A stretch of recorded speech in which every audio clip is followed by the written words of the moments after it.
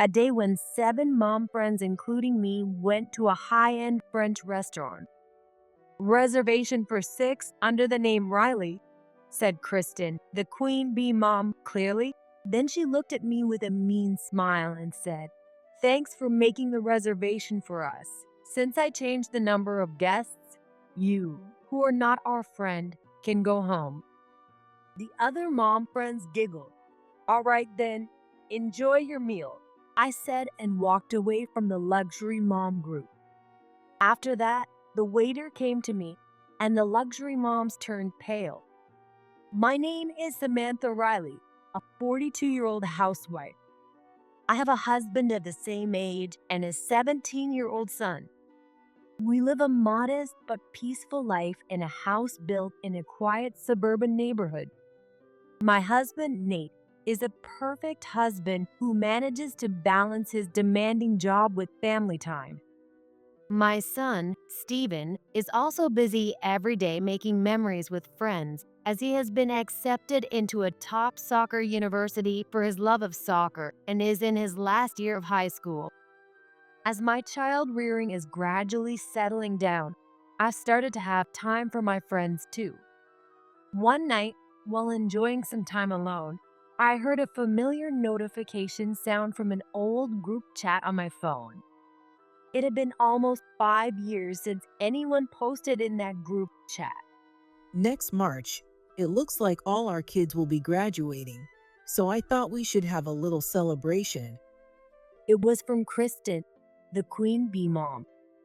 Other members quickly responded with stickers saying things like, "Got it," and "Looking forward to it." I just watched the conversation without replying. Then Kristen sent another message. "Let's have it at the famous high-end French restaurant, Boujon. Samantha, you'll be the organizer this time, right?" "What? Me? I haven't seen you all privately in over 5 years." As I didn't respond, other moms kept agreeing one after another.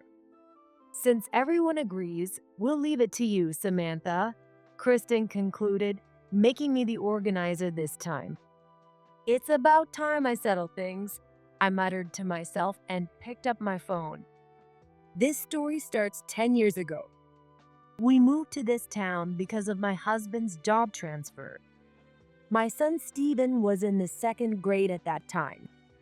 Holding Steven's hand, who was anxious about leaving his friends from kindergarten behind, we headed to his new school. Following my husband's suggestion, we had Steven take the entrance exam for a private elementary school near our home, and he got accepted. So Steven started at the private elementary school upon moving in. After completing the admission process and seeing him off to his classroom, I had some time before picking him up, so I decided to walk around the school alone. That's when I saw a woman, dressed like a lady of high society, having a conversation with a few teachers. It wasn't so much a conversation as the lady giving her opinions to the teachers, who seemed troubled by her comments. I felt awkward, but had to walk past them as there was no other way. Just as I was passing by, the conversation ended and the lady addressed me. Oh, a new face. Which child's parent are you? "Oh, hello. My son just transferred to the second grade today. I'm Stephen Riley's mother." The lady looked me up and down from head to toe and said, "How unusual. A mid-year transfer to our school. Is there a reason for that?" she asked with curious eyes. I felt a twinge of unease. Who is this person? She's too well dressed to be a parent and too assertive to be a teacher. "Excuse me, but may I ask who you are?" I asked cautiously. Oh, how silly of me. I forgot to introduce myself since no one in recent years has needed one. "I'm a parent like you. It seems our children are in the same grade.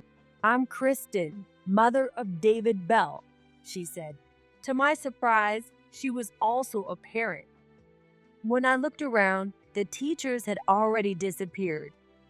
Could she be what they call a monster parent? I didn't want to get involved. This was how I met Kristen. Since I was working at the time, I thought I wouldn't have much interaction with her. However, unfortunately, her son and my son were in the same class, so we ended up seeing each other at school events. Kristen took a liking to me, and I ended up joining her luxury mom group. I didn't want to get involved, but I thought it would be best for Stephen to maintain necessary interactions with Kristen and her group to avoid any negative impact on him. But apart from me, the other moms lived in a completely different world and had been friends since their kids attended the preschool attached to the private elementary school. So I was completely isolated. I often wanted to leave the group, but they seemed interested in my stories as someone from the outside world and used them to assert their superiority. It wasn't a pleasant experience, but I endured it for Stephen's sake. However, a trivial incident caused a rift between me and the other mom members of the group. When our sons were in the 6th grade, I was called in by their primary teacher. I felt a sudden jolt of anxiety. Usually, when a parent gets called in, it's for something bad. Did he get into a fight? Cheat on a test? Surely not Stephen. I worried as I headed to the school and was shown into a meeting room with the principal, vice principal, and primary teacher. Thank you for coming on such short notice, despite your busy schedule. The principal began with a smile. Isn't this about Stephen's misconduct? I thought, but I replied cautiously, Oh, no problem at all. Did my son do something wrong? The principal and others laughed at my worried expression. The primary teacher began to explain, I'm sorry to alarm you. We actually called you in to ask for a favor. Summarizing the school's request, they wanted me to help plan this year's school trip. Stephen had mentioned in a school project that I work in the travel industry, and the school had been looking for fresh ideas for the trip destination for some time. While it was an honor, I felt unsure about handling it alone, so I decided to conduct a survey among the students to align the plans with the budget. The result was a trip to Florida. As I frequented the school to finalize the trip plans, I ran into Kristen one day. She looked slightly angry and said, Hey, Samantha, I heard from the teachers that you planned this school trip. Is that true? I did, but it was based on the students' survey responses. The most votes were for Florida, and it fit within the budget. It's what the students wanted. I explained. I can't believe it, Kristen interrupted. Did you know my son is attending a modeling school?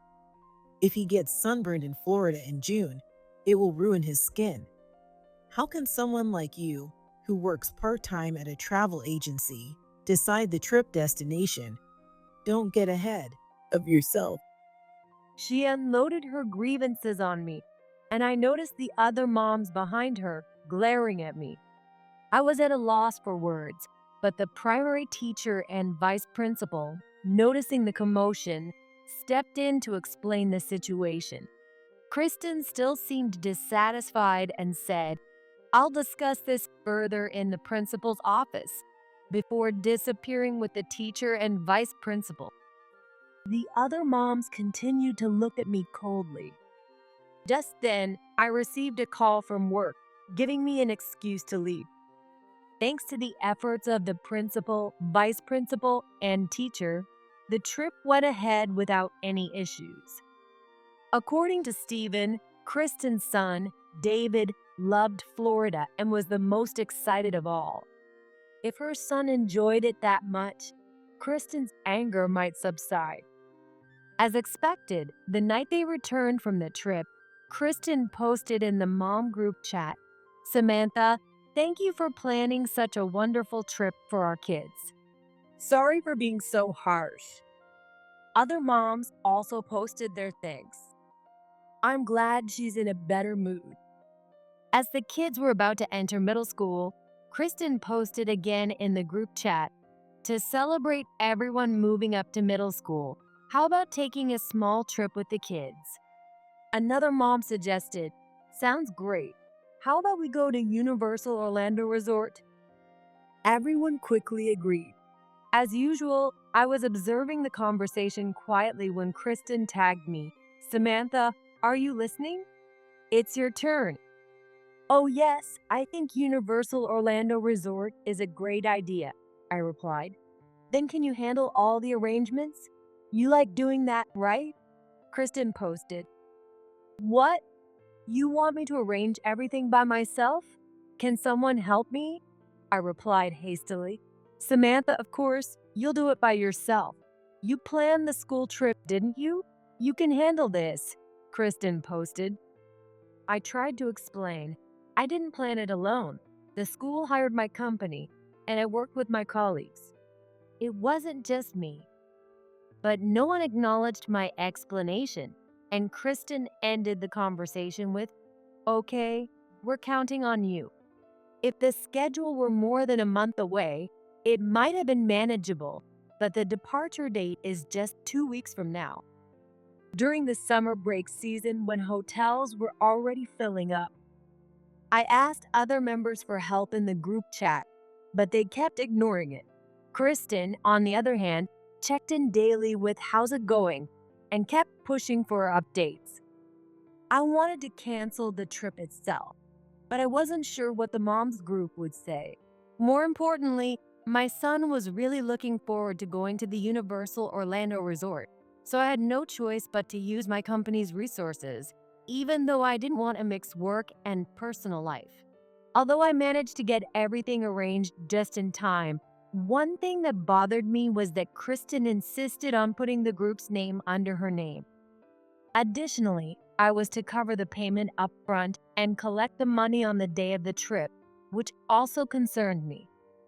Then the unforgettable day arrived. On the day of the trip, I went to the meeting spot with my son, only to find that the others were already there. In fact, they were already on the bus, and it looked like they were about to leave. So I hurriedly ran to the bus. Why are they all here 30 minutes early when they usually arrive just on time? I had a bad feeling. As I tried to board the bus, Kristen blocked the entrance and pointed to a sign. "Can't you see this?" she said. The sign indicated a maximum capacity of 15 people. Huh? I'm sure I arranged a microbus for 20 people. This time we had 14 people, 7 moms and 7 kids, plus 2 drivers for the long trip, making a total of 16 people. There weren't enough seats on a 15-seater bus. Kristen smirked and said, "You could have saved yourself the embarrassment if you had arrived just before the departure time." We moved up the meeting time to spare you from getting hurt. Seems like you were under some misconception. "Excuse me, what do you mean? Where are our seats?" Oh dear, you still don't get it. Why did you think you and your son would be coming along? This trip is for our mom friends and their kids. Were you ever our friend? "But you asked me to make the arrangements in the group chat," I replied, trying to control my anger and frustration. Sure, we asked you to arrange it, but who said you were coming along? Can you read English? Don't misunderstand. "This is cruel. Why are you doing this to me?" Don't you see your mistake? Endangering someone else's child's skin despite your age. You were the one who betrayed us first. She was still holding a grudge about the school trip to Florida. Anyway, we need to leave now, so could you move? Kristen pushed me aside, closed the bus door in my face, and they drove off. My son and I were left behind. "Mom, what about Jurassic World? What about Harry Potter?" my son asked, tears in his eyes. He had been so looking forward to Universal Orlando Resort. He understood that we were left behind and wouldn't be going. Moreover, seeing his beloved mother being treated coldly by other adults was too much for my young son to handle. "I'm sorry, Stephen. We can't go with them today. We'll go with Dad another time." I I reassured my son, but unable to hold back, he burst into tears. I fought back my own tears, hailed a taxi, and we went home. For 3 days, my son stayed home, devastated and angry. Worried about him, my husband and I took turns taking time off work to stay by his side. 3 days later, when I came home from work and opened my mailbox, I found cash that wasn't in an envelope and a bag of partially eaten souvenirs from Universal Orlando Resort stuffed inside. I knew who did it. Judging by the amount, it was the trip payment. I hid the half-eaten souvenirs deep in the trash so my son wouldn't find them and put the cash away. It was then that I realized my hands were trembling. How far would these people go to make someone suffer? I could forgive them for hurting me, but not for hurting my precious son. It's time to cut ties with them for good. So I decided to stop checking the group chat altogether. Years went by without any contact from the former mom group chat until it suddenly came alive after about 5 years. Just like before, the conversation progressed without me. Judging by the history, it seemed none of the other former mom friends had updated this chat either, and they had likely created a separate group chat without me. There was only one reason to revive this group chat. It's to use me. As I silently observed the posts, plans were made to have lunch at a famous high-end French restaurant next Wednesday. Of course, I was to make the arrangements. I'm looking forward to it. You need a reservation for that place, right? Can't wait to brag to my friends, posted the other moms. I simply replied, looking forward to it, and closed the chat. On the promised day, I arrived at the restaurant at the agreed time to find the other former mom friends already gathered in front. Kristen, leading the charge, casually addressed me. Long time no see, Samantha. Did you make the reservation properly? It must have been tough. They wore the same expressions as 5 years ago when they left my son and me behind. They were surely trying to deceive me again this time. Hello, long time no see. Why don't you head inside? You're blocking the way. As I suggested that, Kristen led the group inside. The staff greeted them. Welcome. How many in your party? Kristen responded loudly. Reservation for 6 under the name Riley. The staff checked the reservation and said, Ms. Riley, please wait a moment while we prepare your table, and went to the back. The former mom friends began laughing. By the way, Samantha, what are you doing here? Meeting someone. You don't think you're dining with us, do you? You're not our friend. Sorry. Kristen said, unchanged from 5 years ago. I also have a reservation here, I replied, causing the former mom friends to fall silent. What? A reservation? Kristen began to speak just as the staff returned. Ms. Riley, I'm sorry, but we have a reservation for 4 people. 4? That can't be right. I changed it to 6 last week, Kristen said, panicking. The other moms started to murmur, what's going on? Then the staff noticed me behind the former mom friends and said, oh, President Riley, your party is here. Shall we show you to your table? Thank you. Sorry for being late. Could you show us to our table? I said, about to follow the staff when Kristen grabbed my arm. What's going on? Why are you being seated? She yelled at me. Excuse me, but could you lower your voice? You're disturbing the other customers. I calmly replied. Kristen and the former mom friends froze. I made a reservation for 4 people. That's why. Didn't you make a reservation too? This place requires a reservation. Didn't you make a reservation for 7 for us? You tricked us. Why would I make a reservation for you? Did I ever say I would? Laughing, I responded, and Kristen turned redder and redder. But you replied, looking forward to it in the chat. I meant I was looking forward to imagining you all enjoying your meal. I'm not your friend, and I never thought I was included in your plans. I replied, provoking Kristen further. Kristen was completely at a loss for words. One of the former mom friends behind me interrupted. What do you mean by president? I run a company that deals with travel and food services. This restaurant is one of the places I manage. I had reserved a table for my dear friends for lunch today. Someone changed the reservation to 6 people a week ago, but I confirmed it to 4 yesterday. I explained, glancing toward a table where 3 of my kind friends waved at me. I waved back and said, well, I should get going. My friends are waiting, and I left the former mom friend still in shock and joined my friends. I have friends other than my former mom friends, and that's just the way it is. At the middle school our kids attend, the building you go to depends on the curriculum you choose. My son Steven chose a sports-focused curriculum to dedicate himself to soccer, while Kristen's and the others' kids went for an academic-focused curriculum. This separation from Kristen and her group in middle school was a huge relief.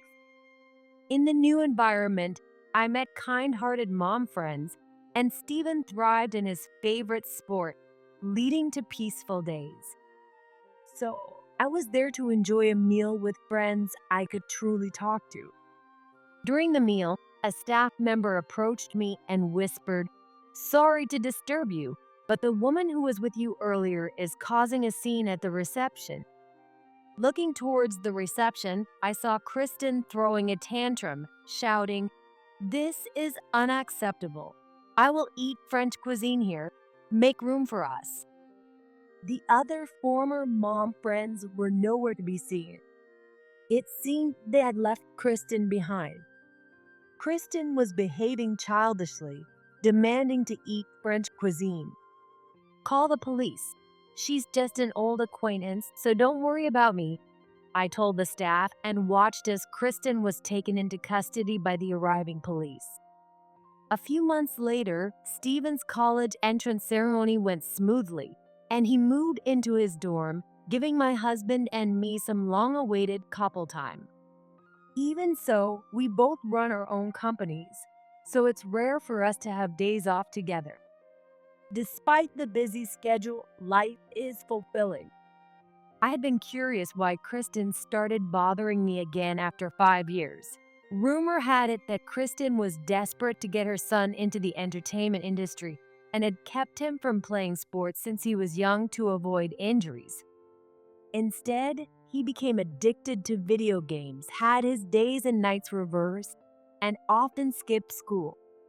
When Kristen heard that my son got into college on a sports scholarship, it didn't sit well with her. I found it hard to believe that a parent would let their ego cause discomfort to others. I sincerely hope Kristen's son can find his own path despite her pressure.